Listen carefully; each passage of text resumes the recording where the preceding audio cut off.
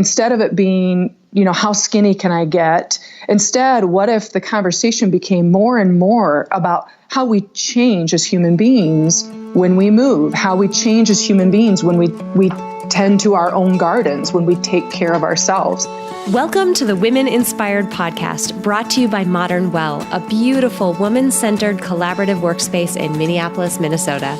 I'm your host, April Seifert, psychologist, entrepreneur, and self-proclaimed life experience junkie. Each week, I will introduce you to a different woman who is succeeding and inspiring others in one way or another.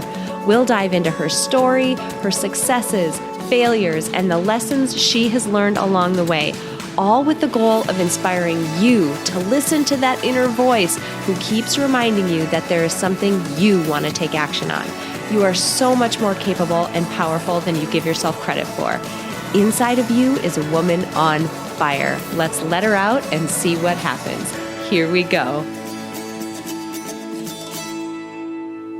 Welcome back to the Women Inspired podcast. My name is April Seifert, and I am your host. And friends, this week you are meeting an absolute powerhouse. This week you are going to meet Sara Grey. She is the founder and CEO of FiTonic, and she strives to empower and celebrate women athletes. And by this, I mean athletes of all different walks and varieties, all different skill levels, through her brand, through the products and services that she puts out in her brand.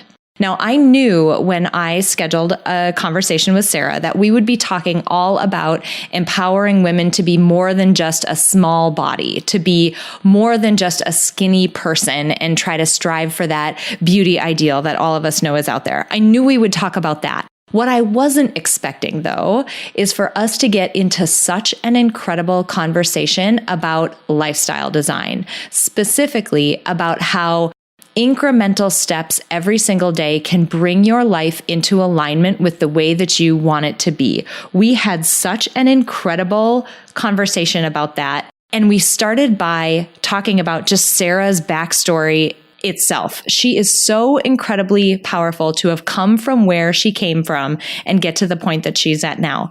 Just to give you a little bit of a tip and about what's to come. Sara told the story about how when she was in her 20s, she was completely broke. She was sleeping with her little baby son on her family member's couch. She didn't have a crib, so she would push dining room chairs up against the couch to sort of makeshift a crib for her son. She went from that point, which I think we would all agree is a pretty difficult situation to be in, to becoming an extremely successful attorney. And she's now started her own company in order to empower other women. This is such an incredible story of transformation, and there is so much that all of us can learn from Sara's story. There was also a really fun point in this interview where, I mentioned during the interview, I never really know everything about the guests that I'm going to be talking to. I schedule them, I get them on the show, and, I'm always looking forward to the conversation, but I never really know how much I'm going to have in common with any particular guest.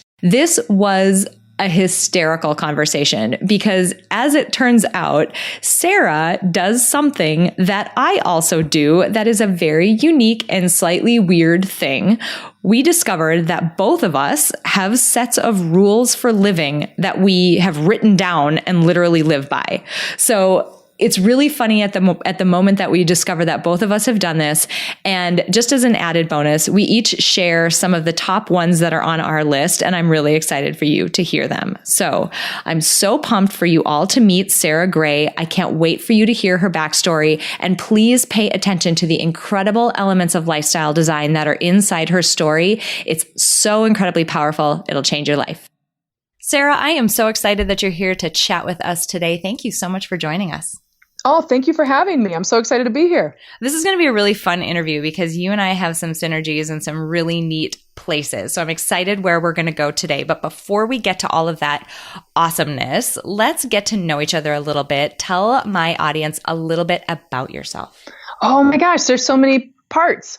Okay, so my name is Sara, and I am the founder of FiTonic. We're a brand that has products and services to support active women's lifestyle. And we launched with product this past summer.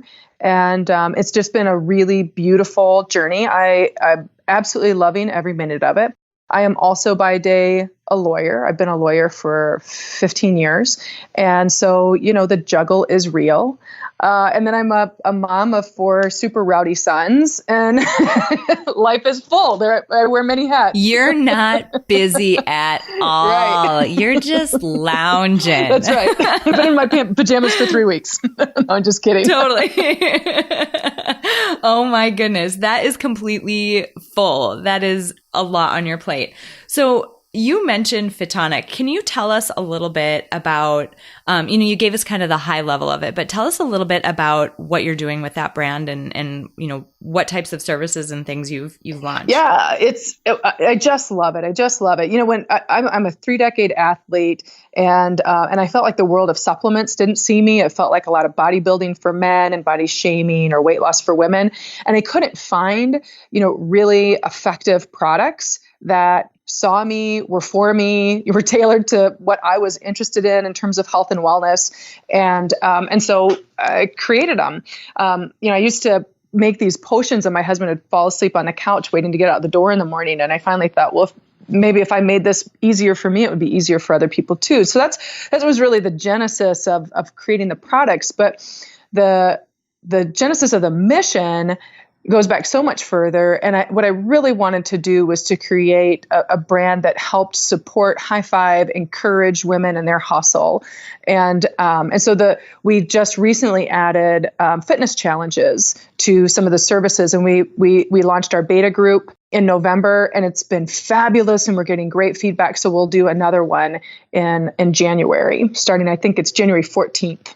Amazing. I love the mission that you talked about too, a mission to really encourage and support women in their hustle. That is awesome, because as most people are probably thinking as they're driving to work or whatever, as we're in their earbuds, when they heard your backstory of, having your career, having kids, a family, and, that busy lifestyle, that is something that it resonates with so many of us, and it's a juggle that all of us absolutely have to do. And so I think that's amazing.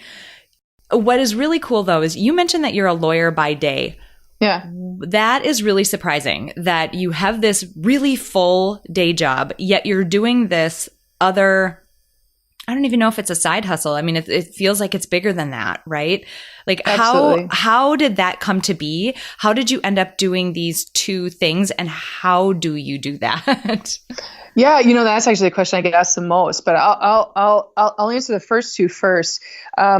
So it really felt like I was being called to do it, and I don't mean that in some sort of somebody spoke to me sense of the word. I just mean, if I tried to close that book, it would just pop open, and I'd close it and open. And so really my story in terms of where it started was much further back than starting FiTonic formally. When I was 25, 26, I was really broke. I was earning a couple $100 a week. I had a little baby, and he slept in my arms on a family member's couch, and we would push dining room chairs up against the couch to make it like a little crib that the 2 of us slept in. I was on welfare insurance, and it was a really powerfully humiliating and terrifying time for me. I remember thinking as my only goal, I had to be able to somehow transform into a woman that my son could look up to. And so I really pulled myself up and out of a pretty dark situation because somebody else simply needed me to. And so from that space, I ended up getting into law school and work my tail off, and I'd have a little kid in diapers driving his Thomas the Tank Engine train over my head as I'm studying secured transactions. And it was a real beautiful mess, the 2 of us trying to find our way out of that dark woods. And So I, from law school, went into the law practice. And frankly, it was just, I needed a way to be able to support him. I wanted to grow into a person he could trust and respect and rely on, rest his back against. And so I practiced law for many, many years. I still practice it. But what I found is, as more time passed, I would reflect on that transformation in my life. And I would think, how we beat those odds? It's not supposed to be how our story was going to end. And I centered really around the fact that as a young girl, I developed so much resilience and strength and endurance and comeback and fight from the ways I participated in athletics and the ways that I moved and the fact that I had stayed in that sphere. And so it changed my mindset. It changed who I am fundamentally as a person. And I thought, well, what if we then change the conversation that women have with each other and themselves about their body, about their health, about their hustle? And instead of it being, how skinny can I get? Instead, what if the conversation became more and more about how we change as human beings when we move, how we change as human beings when we tend to our own gardens, when we take care of ourselves? And so that's really where FiTonic came from. I wanted to change that conversation. I wanted to be a leader in the industry to restructure what it means to be a healthy woman. I have chills. That's so amazing. That is so amazing. And so much of that resonates with me. And I want to dig into a lot of that. Before we get there, I want to go back to that woman who was sleeping on the couch with her baby. That situation that you describe is just incredibly difficult. I can't even imagine. And so many people, one direction you could go is to one of helplessness, feeling like, wow, this is too difficult, or this feels like too big of a change to make. How can I possibly do it? You didn't do that though. And I know you mentioned wanting to be a bigger, better person for your son, but how did you wrap your mind around the enormity of the shift that you were going to have to make? Because sometimes just the size of the change is enough to keep people from even taking the first step. Yes, that's such a great question. And the way that I did it is that I didn't. I didn't wrap my mind around the enormity. And when I launched FiTonic, I didn't wrap my mind around the enormity. That's the trick. Is you can't run a mile in a minute, and you can't score 30 points in one touchdown. Like, you don't get to do those things, right? So don't try to run the whole race in your mind before you've even put your shoes on. Instead, stare at your shoes for a minute. Yeah. Hold them for a minute. Try them on one foot. See what you think. Maybe take them off for a hot minute and put them back on. Let yourself go through what you go through to be able to get the courage to go, and then go. Right. But you don't run the whole race. It's just getting enough to hit, to tip over the starting line. And so that's how I did it. I just did it in these baby steps, and I kept a quote on my wall, and I won't get it exactly right, but there's this beautiful quote, and I had it. It was like taped up in this little spot, and I would read it every day, multiple times a day, over and over and over again, until I didn't need to anymore. But it was Anne Lamott, and she said something like, "Hope begins in the dark. The tiny hope that if you just show up, the dawn will come. You wait, you watch, you work, you don't give up." And that's how I approached it. And I would just, instead of thinking about, this is how we come through and this is what it looks like on the other side.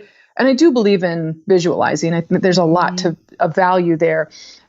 But to some extent, it's what's the next 10 minutes? What's the most impactful thing I can do in the next 10 minutes, in the next 30 minutes today? What are the most impactful things? And if you do that over and over and over and over again, all of a sudden you look back and you're like, holy cow, I ran really far. Mm-hmm. I like you so much. That's amazing. I did an episode a while back called Just Start, and I don't know the episode number, but if folks listening to this, if you go to my website and you just use the search bar and search for Just Start, you'll find that episode. And I had a similar experience and a similar bit of advice for people around it's just tiny little steps, tiny little increments. I've also heard from a number of very successful women who I've interviewed in past episodes on the podcast who have said a similar thing to what you just mentioned, that, you know, when they've started companies and started nonprofits and done these really enormous things. And they said one of the biggest blessings that they had was that they were just a little bit naive about how big it was going to be. They just like started one day and started working on it and dealt with the issues as they came. Yeah, it's sort of like having a baby, right? I mean, people will say, "Oh, labor hurts," and you're like, "Yeah, things hurt." But then you're pregnant, and then here you are. You know, you're not a little bit pregnant, and then you day by day you figure out how to manage, and you get through the really super painful parts, and you know, it just is one of those processes. That made it sound terrifying, actually. It really isn't. It really isn't. It's really just fine. Like thousands of people do this every day and they're just fine. Something that I want to hit on too is around the mission of FiTonic. I adore that you are trying to change the conversation to be something more than just how small can we get? Because if you think about that notion, right, the notion that women have been sold for decades now, that the smaller we are, the more valuable we are, and we shouldn't take up space, and our bodies need to be as small as possible. What's interesting about it is I started lifting weights probably, maybe 8 years ago, like heavy, like powerlifting sort of heavy weights. Nice. And what I noticed from that is my body did change. I gained weight. I became bigger. Physically, but the shift in my mind and the shift in how confident I was in life was incredible. Life is easier when you're stronger. Life is easier when things aren't as physically difficult for you to do. And at that moment, when I realized, and it was this funny situation where I was trying to take a big ladder, like those big folding ladders from the scaffolding in my garage. I was trying to pull it down, and I had always struggled with it before. And I realized how easy it was now because I had been lifting for quite a while. Yeah.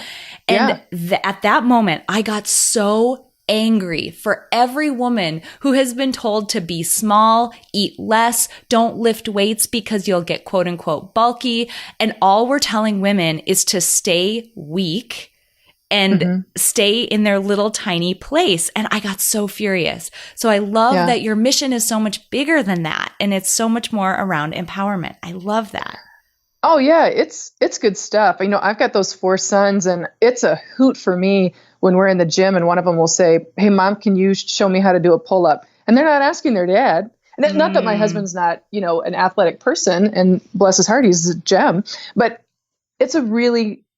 those are moments that I notice. And I think there's a bigger shift than we think, you know, when we really step out of the mold that we're supposed to fill, and a whole nother generation is watching and waiting to see where we lead them. And I found, and I'm curious to hear your thoughts on this because I'm sure you've thought about it quite a bit. I found too that the bigger my body got, meaning the more muscular I got and the more I felt like my strength increased, I fell in love with my body so much, like so deeply in love with my body, because every inch that I put on, every pound that I put on, I had worked so hard for. Right. You earned it. Yeah. I had worked so hard for every one of those pounds. Yeah. And you know, the other thing that I find really helpful is I read once, it said something like, we could all eat the exact same food. We could work out the exact same way for the exact same amount of time. We could sleep the same number of minutes a night, and we would still look different. And I think one of the things that's so hard in the health and wellness and fitness industry is that there's some really, scientifically incorrect idea that, one input will always equal a particular output. And that's not true. And some women are built, what I just say, thicker. And some women are built more petite. And sometimes petite women are frustrated that they can't develop more shape. And sometimes thick women are frustrated that they can't develop a more petite shape. I mean, it's just everybody's sort of frustrated that they can't necessarily manipulate their bodies the way that they want to look like somebody completely different than them. And I think what's encouraging about that sentiment is that's not the point. Like, it's the wrong goal. You're focused on the wrong thing. You're looking in the wrong direction. And so it's not about trying to look like somebody who isn't you. It's about really, always moving towards this sense of self-actualization and sense of accomplishment and your optimal self, whatever that looks like for you. But I think it takes some of the pressure off to think, oh, that's right.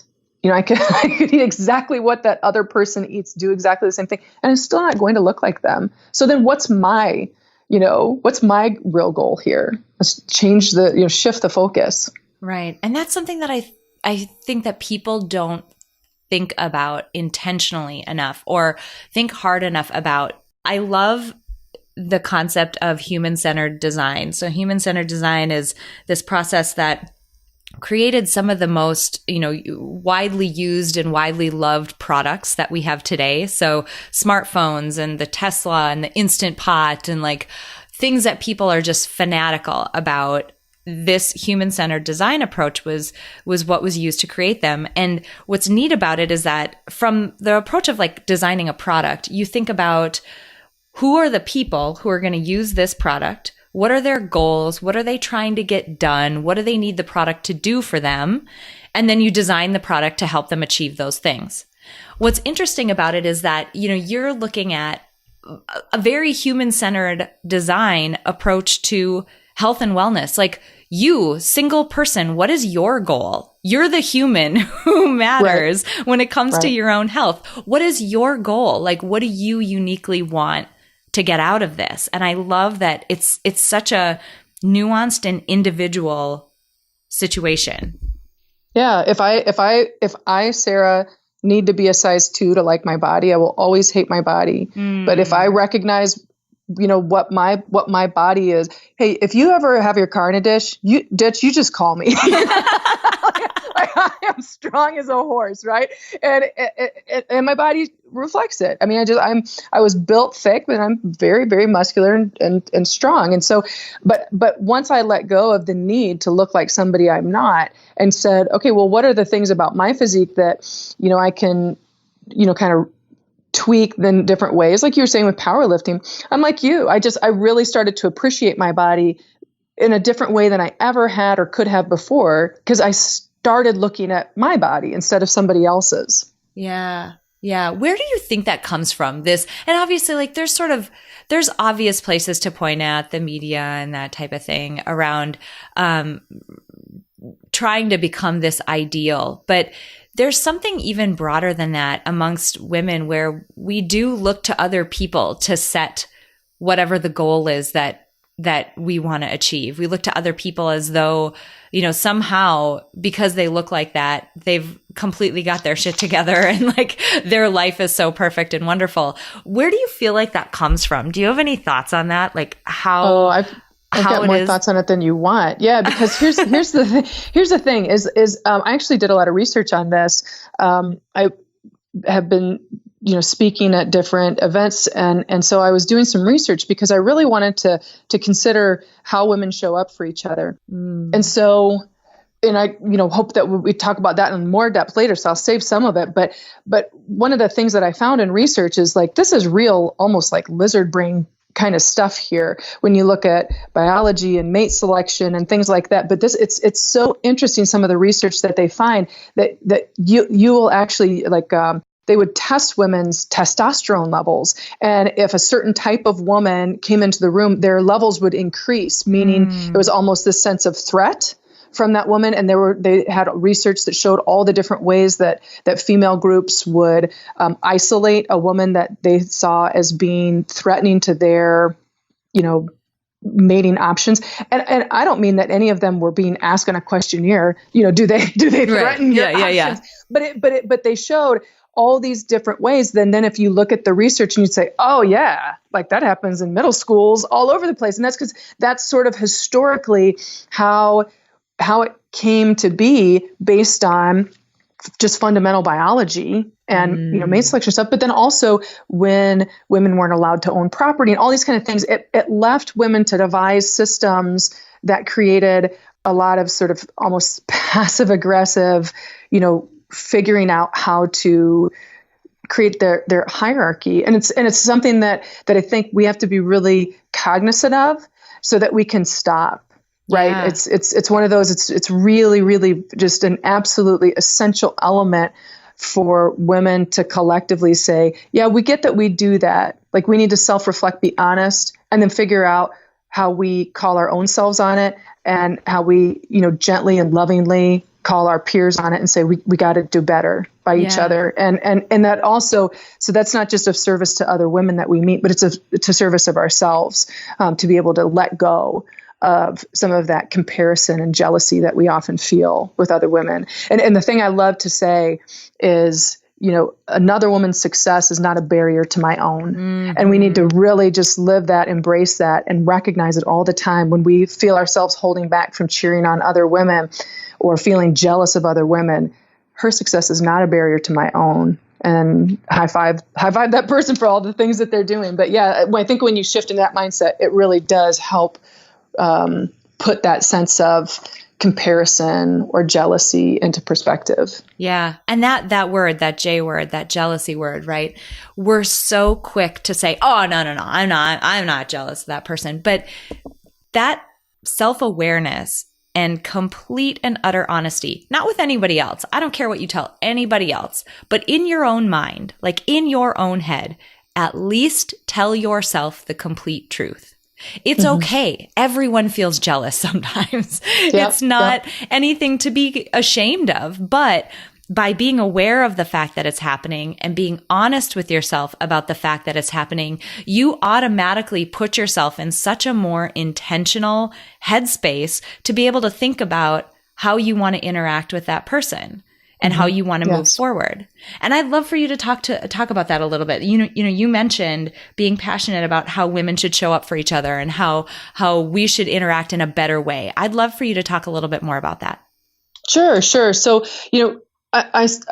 I've really become very committed to, for my own self and for anybody else who has any interest, really trying to help figure out ways that we shift our mindset into creating a life by design, a life that we intend to lead because we want to, and not a life by default. And so one of the, I've kind of got a handful of different rules for myself on that. And the fifth rule is, finding your people is not passive work. And part of that idea, finding your people is not passive work, means that you need to find the people who uplift you, support you. But part of that is doing it for others first, right? It's not the sense of you're not waiting until someone has, deposited their payment for your kindness or friendship. You are offering yourself up first. And I think that's really important in female dynamics, to always be looking without expectation of return, but always be looking, how can I help you? How can I help you, go swifter, higher, stronger? How can I show up for you? And there's countless ways that we can do it. But we often don't even acknowledge the invitation because we get very consumed in, well, I got to go home and make dinner. I got this, I have this deadline at work, whatever. And it becomes so myopic, and the focus is just on our own selves and getting by, that we forget that every single time we reach out, show up, encourage, cheer on, it changes us as people just by us doing that. So, and what else it does is it creates this crazy magical network around you of people who see you as somebody who's available, helpful, genuine, and in your support. And all of a sudden, doors start to open up. You know what I mean? It's like you don't do it because the door is going to open, but it's just a funny thing that happens that is really quite beautiful. Yes, absolutely. It's so funny. People end up being guests on the podcast in a variety of different ways. And some people I know really well, and other people like yourself, I meet for the first time pretty close to when we're going to record. And so I never know, I don't know, how much do I have in common with this person? This is crazy. And it's really awesome.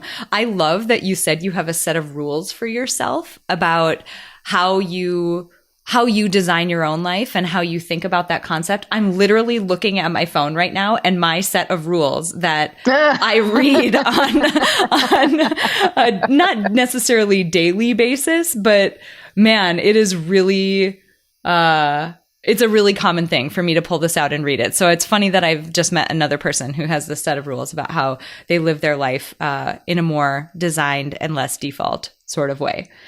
And I love that you're talking about showing up in the world for other women and other people from a state of how can I be of value and how can I provide something to somebody else today? Because it's amazing what happens when you start to live that way. Like, we do this thing that has just been so beautiful and powerful and meaningful to me at FiTonic. So one of the things that we do is we do an athlete spotlight twice a week. We started it with athlete of the week, but we loved it so much. We were like, we got to do it at least twice. You know, I would do it every day if I could, but we find women that like, they're not coming to us pitching, like saying, hey, I'll give you, like if you pay some amount, you can use my image or anything. It's not that. We actively go out and we find women who are taking pride in the ways that they move. And, we love to think of ourselves as a high five to the everyday female athlete. So it might be a woman who's just finished her first 5K. We spotlighted a woman in her 60s who became a power lifter, in her late 50s. And we actively look for these women, and there's nothing exchanged. There's nothing pitched. We just say, we're so proud of you. We're so excited for you. And if you didn't think anybody noticed the amazing things that you're doing, you're wrong. We noticed and we love it. And we want everybody to know, what you're crushing over here. And we're getting ready to next level that in January in a way that I'm so geeked about. So you just got to stay tuned. Like, sign up to the FiTonic newsletter, because what we're doing, I've never seen it done before. And I am so excited. I get all choked up when I think about it. So, but that's what I mean, like finding ways to just, I don't need anything back. I just want to be able to say your light shines bright, and let's help illuminate it even further. That's amazing. And for people listening to this, I hope you're cheering in your cars right now. And when you find somebody like Sara, who is purely for just the best, most purest of intentions, they are helping do exactly what you're talking about, right? Like show people that you're noticing and help prop them up a little bit. If those are the people you need to surround yourself with. Those are the people who, imagine if all of our circle around us, it was those people. Like, what could that group of people get done? How could that, how amazing does it feel to live in that group of people? Those are the people that we should aspire to be. And those are the people that we should aspire to surround ourselves with, because your day-to-day life fundamentally changes when you've got people who are there to love and support you in that way that is so pure and so wonderful. Thank you. Yeah, I believe that idea of we become the average of the people we surround ourselves with. And so it's mission critical to find your people. And it's also so important to stop watering dead plants. Yeah. Friends, I am interrupting this podcast episode to ask you some very important questions. How joyful and aligned does your day-to-day life feel? Do you feel driven and passionate? Do you feel truly alive, like you're actively and intentionally participating in your own life? Or are you sort of just going through the motions? Are you working for the weekend, going to work, and coming home, and passively letting life happen to you? The hard truth is that you don't have the luxury of time to waste. When I was in graduate school, I was doing just that, going through the motions. It all changed one day. After having lost my dad to cancer and having battled the blindness and paralysis of multiple sclerosis myself, I asked myself an important question. What would my dad give for the day that I just wasted? What would I have given when I was blind and paralyzed from MS? What would I have given for the day that I just wasted? From that point forward, I began living with intention, urgency, passion, joy. I began living by design, not by default. And I want the same for you. Because of that, I'm offering an absolutely free life blueprinting webinar during the first 2 weeks of January, just in time for the new year. During this webinar, I'll guide you through a life design experience that combines the powerful fields of psychology and human-centered design. When applied to your own life, the techniques that I've been developing can help you gain clarity on the areas of your life that you want to change and begin to steer your life into alignment with who you truly are. I've kept this information and these techniques bottled up for way too long, and I'm so excited to share them with you. Stop over to aprilseifert.com/webinar to register, or just click the link in this episode description. Remember, you are either living by design or you're living by default, and you get to choose. Join me, and I'll teach you the techniques that you can use to live like your life depends on it, because it does. No, I want to go back to one other notion too. You are a beautiful example of somebody who completely transformed their life. And you've also talked about, you mentioned the concept of self-actualization, and that's, a key concept in psychology, but you've not only taken yourself from that really difficult time sleeping on a couch with your baby, makeshift crib with chairs pushed against it. You've taken yourself from there to a point where not only are you surviving and doing okay, but you're really thriving and you're thinking about how to next level and up level that. Take a moment and convince my audience that it is possible for them to live by design, because I think people are quick to point fingers and say, well, it's easy for you because blah, blah, or I don't have XYZ, or it's too hard for me, or I just feel stuck. I can't even imagine. Yeah. Convince people that this is possible. Well, am I able to do it sort of talking about a couple of these rules that I live by? Would that be okay? Yeah, that would be amazing. So, because I think one of the things, and let me preface it with this, is it goes back to that question you asked me earlier. How do you do it? I get asked that more than any other question at all, even more than like, hey, where's the bathroom? Right? I mean, that's the question I get asked most of all. And what I always say is imperfectly. I do it all imperfectly. People, I think women particularly, have the wrong idea that doing something means you have to do it A++ work, every single aspect of it, or you don't deserve it. So there's studies that show a woman will not apply for a job unless she feels that she is 100% qualified. And men will apply for a job if they feel like I don't remember what the number is, but it's like 30% qualified.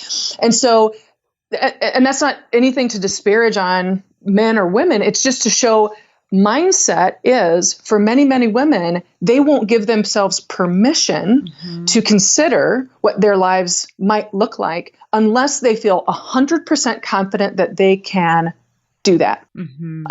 I love to live by the philosophy, and this hasn't even been one of my rules, but it's so ingrained in me that I don't even need a number by it, but stay curious. Just stay curious. And every single day when I kiss my kids goodbye to school, I say, happy adventuring. And what I mean by that is like, change your perspective. This is not about, running a perfect race. This is not about, getting a perfect score on the test that was designed by somebody else to test who knows what, right? I mean, we get one shot at this life. And so why not adventure?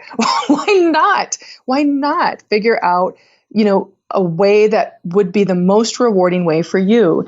So some of the different things that and I don't have to launch into these. I don't want to verbally vomit all over the place. No, give us, okay, what I think you should do, this is crazy. I'm smiling my face off over here. What I think you should do, you share your 3 of your favorite rules, and I'm literally going to read from my phone 3 of my favorite ones, and this is going to be hysterical because I wonder if we're same. I'm losing my mind. You go first. Okay. All right. I will choose, balance is bullshit. Love it. Okay. And the next one I will choose. Okay. Can I give you 4? Yes, you can give me 4. I'm going to give you 4. They'll be so fast. Okay. Balance is bullshit. The universe has your back. Your back was made to carry. And number 4 is you will fail. Try anyway. I love that. My number one is life is short and finite. Live like your life depends on it, because it does. I also say you are limitless and your boundaries are self-imposed. Start by doing and dreaming bigger. An aligned life takes intention and good design. Do the work and reap the benefits. And the last one, at the end, you will regret the things you didn't do, not the things you did imperfectly. Start before you're ready. Amen. Amen. Oh my Amen. gosh. I'm geeking out that there's another person in the world who has rules for life written down that they actually follow. This is amazing. I really do think that one of the things that's so hard for women is the fear of failure. And even more, to put a fine point on it, is the fear of other people seeing us fail. And so what I did, when I had my baby, it was just out there. There was no missing it. Right? The family members got the calls. Right. It was there. And I remember physically sweating with humiliation and worry. But even what I think is even harder than that, because, J.K. Rowling, she has this great quote about rock bottom made the firm foundation on which I rebuilt my life, or something like that. Yeah. And when you're in that position, you don't have a choice. You don't have a choice. You're hungry. You got to go get some food. Right? So you're going to make some changes. What I think is harder is for probably most of your listeners where their lives are pretty good, right? They have most of their needs taken care of. They feel 80% good with things, but they go to bed at night and they wake up with, but what if? What if this other thing? And what's so hard there is that, the cost of the life that you want is the life you have. Yep. And so, but the flip side of that is the price of keeping the life that you have is giving up the life that you want. And so I think for so many people, we get stuck because we're terrified that if we tried for the life we want, what if we don't get it? And what if everybody sees that we don't? Right. And now they know we suck. Right. And the truth is, people aren't paying that careful attention anyway. Right. Yeah, there's this notion in psychology called the spotlight effect, where it happens to people in the gym, actually. They think they walk into the gym and they think everyone's staring at them, trying to figure out how to use the really complicated machine, when everyone else is in the gym thinking, oh God, I hope no one's staring at me. No one's staring at anyone. Everyone's just freaking out about themselves. Right. Yeah. Yeah, absolutely. And, for me, what really tipped it over, because you had that question, convince everybody they should do this. For me, it touches also on that last point of yours and the rule that you live by. For me, I decided to move forward and build FiTonic when the fear of regret overcame the fear of failure. Absolutely. 100%. That regret, and I talk about this quite a bit on the podcast, there's research done with people who are at the end of their life. And that's why I start in the way that I do with that rule, at the end. People at the end of their life, they regret very, very simple things that we absolutely could change today, but we don't. They regret the things they didn't do. They don't regret failing. They regret stuff they didn't try. They regret not living authentically as themselves. So those are so interconnected, right? Like if you actually were yourself, you would go do the things that fill you up and make you happy, but you're not doing them because you're scared of other people judging you. That means their judgment is more important to you than your own happiness. And that is devastating to hear, right? Yes. And so I think about that notion of regret so often. It's something that really motivates me as I'm thinking about, well, I guess I'm going to go do this thing that's super scary and that I'm probably not going to do perfectly well. Awesome. Okay. Hashtag watch me fail. I don't care. Half the time I'll hop on Insta stories when I'm on my Peloton bike and I'm like, I'll show people where my ranking is. I'm like, I'm terrible at this bike. I am awful at this bike, but hashtag watch me fail. I'm going to fail on this bike like twice a week. You want to follow me? You can watch my terrible standing in my rides. I don't care. I'm having a blast over here. It doesn't matter. You know, so much of that just doesn't matter. And we just put way too much emphasis on it. We put too much emphasis on it. We make trades that if we looked back, we wouldn't like. We wouldn't make those trades if we were honest with ourselves about it. I had a long stretch where I, ate 3 meals a day at my desk. I, was here before it was light out and didn't leave until it was dark. I, would go days without seeing my kids with their eyes open. I just worked so much. And I even, for one of the saddest stories of my life is for my third son when he was born. I was still working for many hours while I was in labor. And then I remember that birth experience being filled with so much, it's not what it's supposed to be. Right. But when I years later reflected back, I had to say, and I'm going to say this really horrible, ugly thing about myself, but it's just true. It was more, I hate that this is true, but there's no other way for me to analyze the situation. It was more important for me to be perceived as smart by my colleagues and my bosses than it was for me to be present on my son's first day in the world. And when I had to say that hard thing out loud to myself, I was so heartsick. And then I made changes. But you can't make the change if you don't say the hard thing that is true, right? But we put so much stake in what other people think about us and what other people, how we're viewed. And we just have to name it and own it. And then we can say, I don't make that choice again. I know that's what was motivating me before. But once I see it and say it, I can now say, no, I'm not making that choice again. I've grown. I'm better than that now. Yeah. God, that's powerful. That is so powerful. I literally had to take a deep breath over here because I could feel the weight of that on you and thinking about my experiences, my 2 labor experiences with my daughters. I had to take a deep breath thinking about it.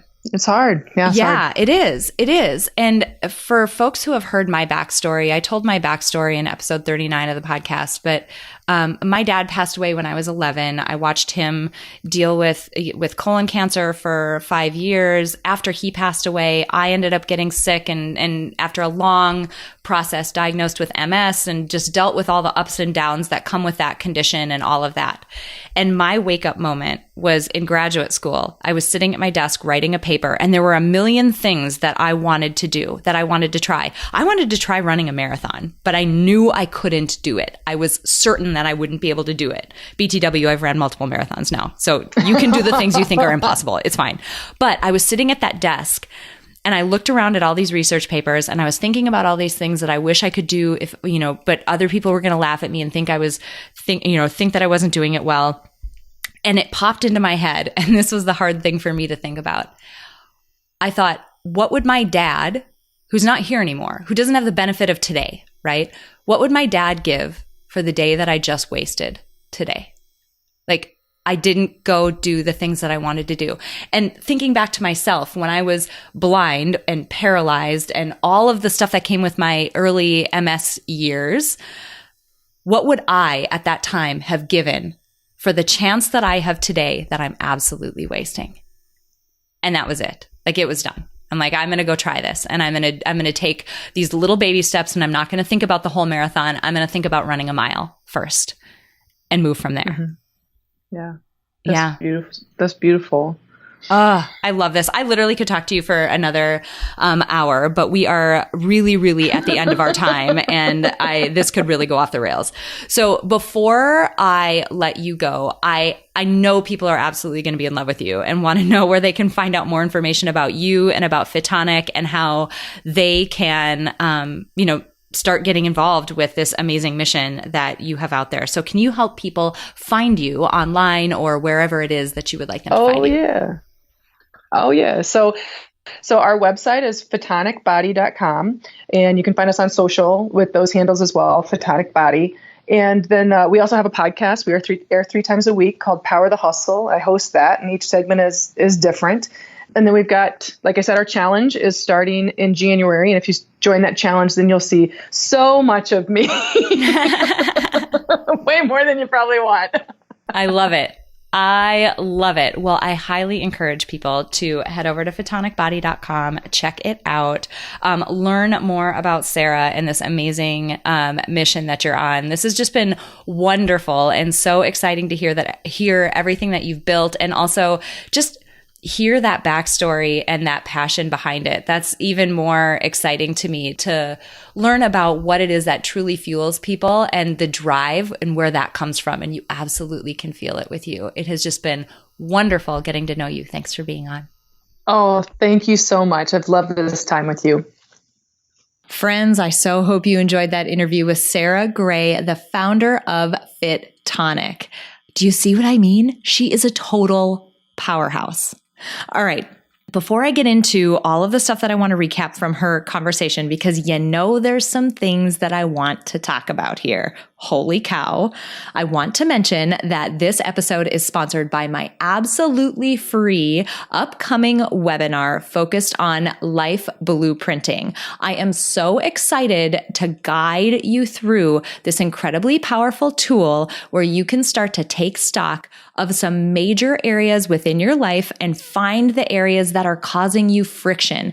The first step in trying to figure out how you can bring your life into alignment with your goals and your strengths and your desires is to figure out where you need to work. And this blueprinting tool was created exactly for that. And I am so thrilled to offer this free webinar and guide you through that process. If you'd like more info, the webinars will be happening at the beginning of January, just in time for 2019. To kick things off on the right note, head over to aprilseifert.com/webinar, and there's more info there. You can sign up and I'll send you all the details. I can't wait. It's going to be such a transformational experience to be on that webinar with all of you and guide you through this amazing tool to kick your year off right.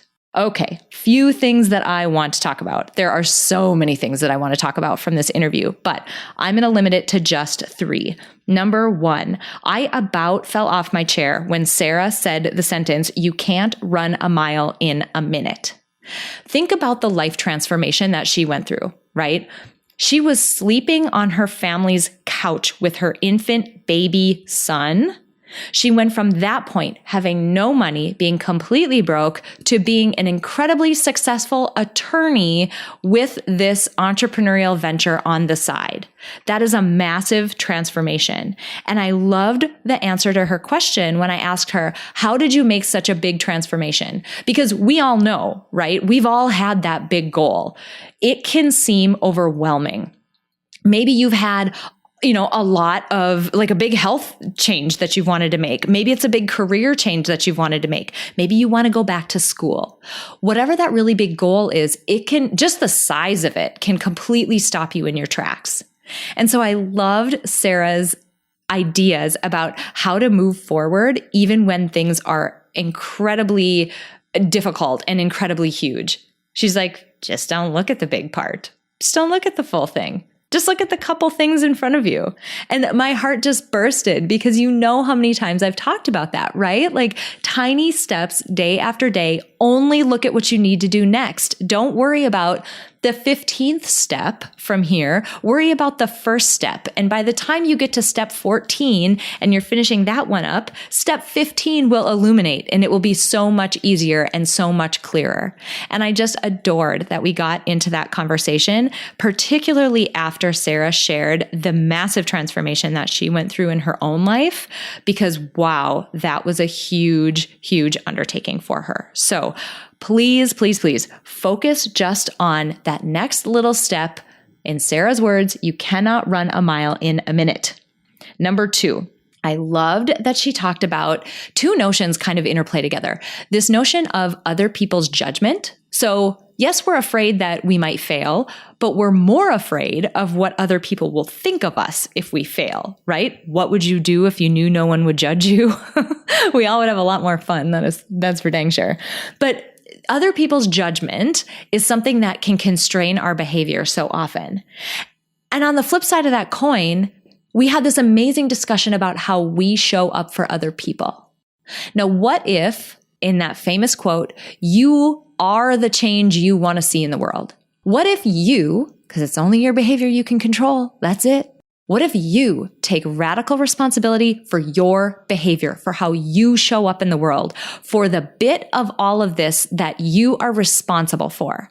What if you take radical responsibility for that and you decide from this point forward, you are going to show up as a person of value in this world. You're going to show up as a person to support and empower and cheer on other people. What if you started doing that?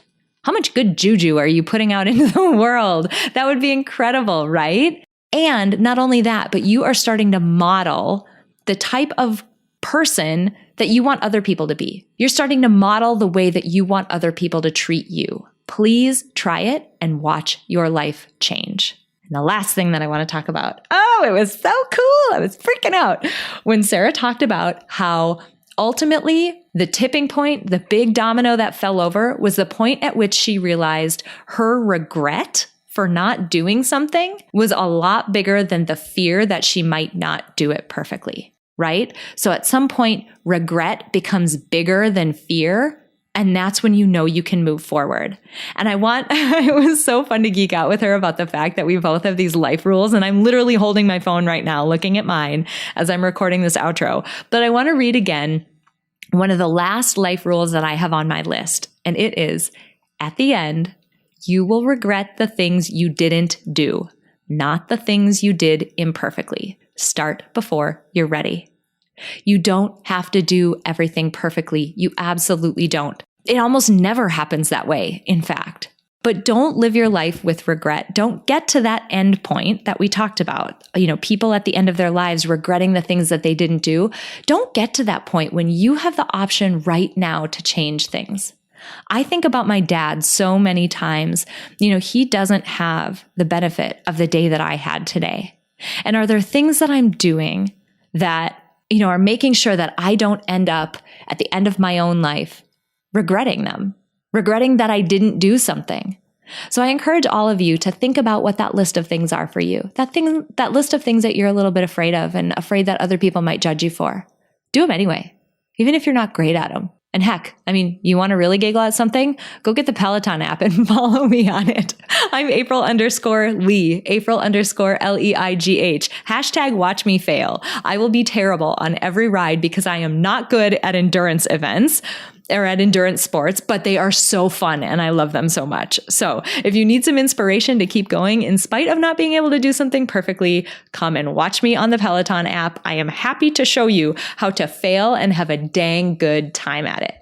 All right, you guys, I really hope you enjoyed this episode. I really, really, really want you to join me for my webinar. I can't wait. I am so fired up about the work that I've been doing. I'm so passionate about helping pass on these tools and techniques that I have learned that have made such a drastic shift in my own life. I literally cannot keep them bottled up anymore. So please head over to aprilseifert.com/webinar, or you can click the link in the episode description on whatever device you're listening to me on right now, and sign up with your info. I'll send you all the info and details about how to get registered for one of the webinars that I'm going to be doing in the first couple of weeks of January. I cannot wait to see you there. Before we close out today, I want to say thank you to my producer, Cameron Hill, and to my incredible sponsor, Modern Well.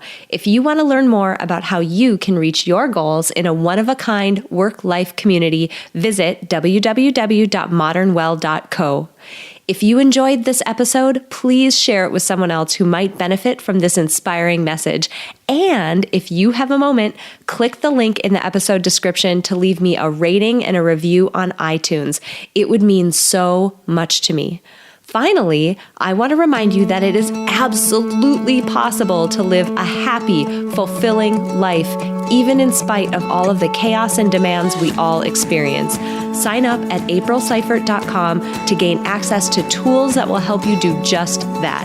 I have carefully created and curated a set of tools that combine the powerful fields of psychology and design thinking to help you intentionally create a fulfilling, happy life you love.